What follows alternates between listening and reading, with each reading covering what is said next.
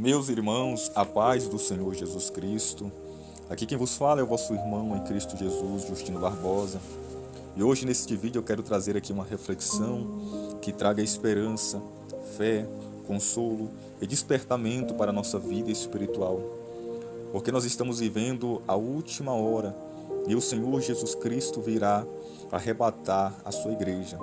E neste período de pós-eleições, onde a igreja foi balançada, sacudida, porque teve muitas pessoas que estão com a sua fé abalada, que estão sem esperança e sem convicção, pessoas que já até deixaram o país e estão pensando em sair do Brasil, porque estão com medo de uma futura perseguição, porque estão com medo de um futuro fechamento de igrejas.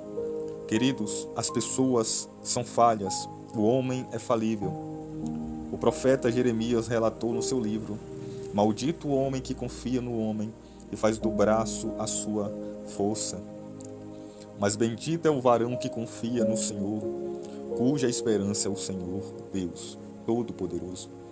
Queridos, muitas pessoas estavam depositando a sua esperança e a sua fé em um socorro terreno, terrestre, humano, e foi onde a sua fé, a sua esperança foi frustrada, porque a igreja estava buscando ter uma estabilidade, uma segurança, uma paz, por intermédio de uma aliança política. E Deus não quer isso. Deus não deseja isso para a igreja. Mas Deus quer que a igreja confie, espere no Senhor, o seu Deus, o seu Salvador. Salmo de número 127 diz: se o Senhor não edificar a casa, é em vão trabalhos que a edificam. Se o Senhor não guardar a cidade, é em vão vigia a sentinela. Queridos, se não for Deus o defensor, se não for Deus o construtor, se não for Deus o sentinela de uma nação, de um povo, não adiantaria nada. Não adianta o homem trabalhar, não adianta o homem se esmerar, se ele não estiver depositando a sua esperança, a sua fé no lugar certo, em Deus. Nós não devemos confiar no homem, porque se nós formos confiar no homem em detrimento de Deus, será vão o nosso esforço para vigiar a cidade. E teve muitas pessoas que deixaram de confiar em Deus para confiar no homem, e a sua fé foi frustrada, decepcionada. Queridos, houve grandes exemplos na história dos reis de Israel e de Judá. Homens bons, ruins, homens que foram bons, mas cometeram esse deslize de buscar uma segurança, uma paz e estabilidade por intermédio de alianças políticas, de conchavos políticos. E eles pagaram um alto preço e tiveram um grande prejuízo quando eles deixaram de confiar em Deus, seu porto seguro, sua segurança, sua fortaleza, para confiar no socorro de outras nações por intermédio de alianças políticas. Nós temos exemplos do rei Acais, que quando ganhou o poder, o reino de Judá, ele não confiou no Deus de Israel para guardar a sua cidade, mas ele foi buscar alianças políticas para fortalecer a nação, para garantir paz e estabilidade, à custa de altos impostos, à custa de trazer a idolatria para dentro de Israel, ou melhor dizendo, para dentro de Judá, a troco de fechar o templo e cerrar a adoração. O resultado foi um governo ruim. Mas nós também temos o exemplo do seu filho Ezequias, que decidiu confiar no Senhor. E o seu reinado, o seu governo foi totalmente diferente de seu pai. Porque a Bíblia declara que antes dele, nem depois dele, houve rei semelhante, que em tudo buscava confiar e agradar ao Senhor. Ezequias, ele confiou em Deus para lhe trazer esperança, para lhe trazer paz, estabilidade, sossego, para trazer segurança para a nação, para o seu povo. Ezequias, ele não foi buscar paz, segurança e estabilidade por meio de alianças políticas, mas ele confiou em Deus, restaurou o culto, abriu as portas do templo que o seu pai fechou, deu início à adoração, trouxe o povo a renovar a sua aliança com Deus e continuou confiando no Senhor. Se levantou uma grande potência mundial, a Síria, e veio contra as cidades fortificadas de Judá e a tomou. E aquele rei orgulhoso, soberbo, começou a afrontar toda a nação de Judá e o seu rei.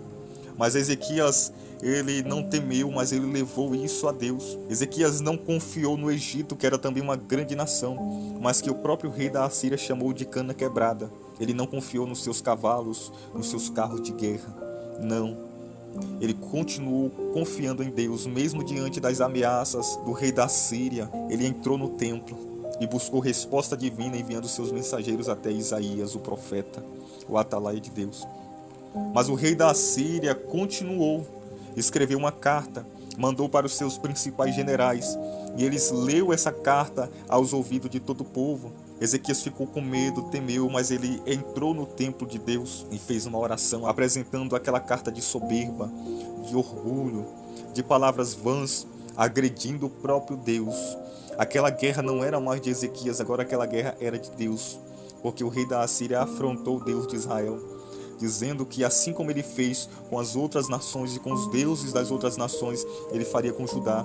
Que esperança é essa que vocês têm? Não confieis em Ezequias, nas suas palavras, muito menos no Senhor. E Deus tomou aquela guerra para si. Deus desbaratou os exércitos da Síria, matando 180 mil em um dia. O rei teve que voltar para sua terra e foi morto por seus filhos, como juízo de Deus diante das arrogâncias que ele proferiu. E Ezequias confiou em Deus. E nós, assim como Ezequias, nós devemos confiar em Deus e esperar em Deus. Não termos a nossa força, a nossa sustentabilidade, a nossa paz e a tranquilidade por intermédio de alianças políticas. Não pense dessa forma. Mas é Deus quem garante segurança. Temos também o Salmo de número 46, que diz que Deus é o nosso refúgio e fortaleza e o socorro bem presente nas tribulações, pelo que não temeremos. Ele é quem faz cessar a guerra até os fins da terra. Quebra o arco, corta a lança, aquietai-vos e sabei que eu sou Deus. Sou exaltado entre as nações, sou exaltado sobre a terra. Queridos, mas o posicionamento que nós devemos tomar diante de tudo isso que está acontecendo, porque ficou uma pergunta no ar. Aquela pergunta: o que acontecerá com a igreja do Senhor? A igreja do Senhor vai acabar?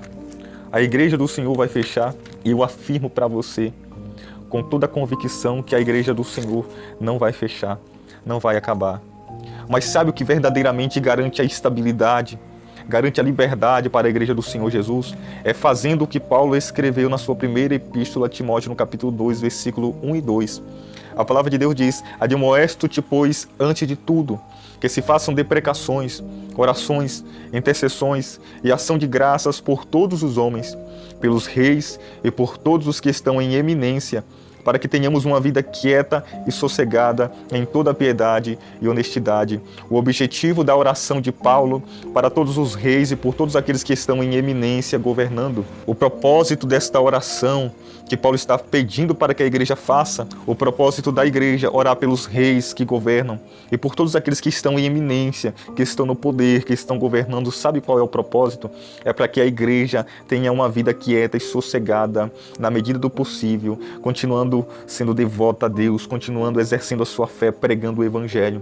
É assim que a igreja tem estabilidade, tem paz, sossego, quietude.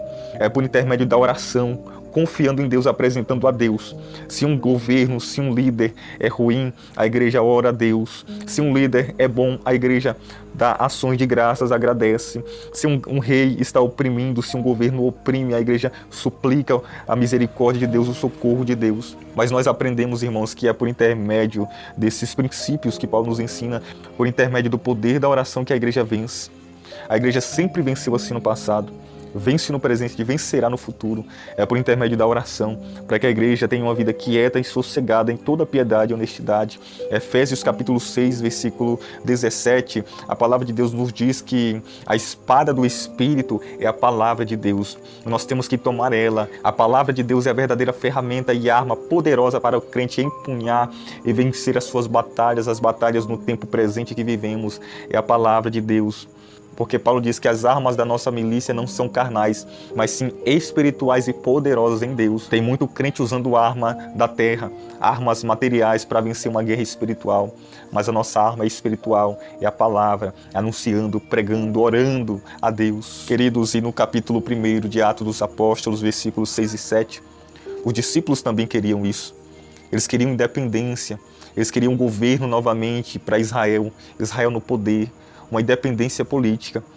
Eles perguntam a Jesus: é por este tempo que o Senhor restaurarás o reino a Israel? E Jesus responde: não vos compete saber os tempos e as estações determinadas pelo próprio poder do Pai. Mas Jesus diz a verdadeira função da igreja: mas recebereis o poder do Espírito que há de descer sobre vós, e ser-me-eis por testemunha, começando em Jerusalém, Judeia, Samaria, até os confins da terra. A igreja vence pregando a palavra no poder do Espírito Santo.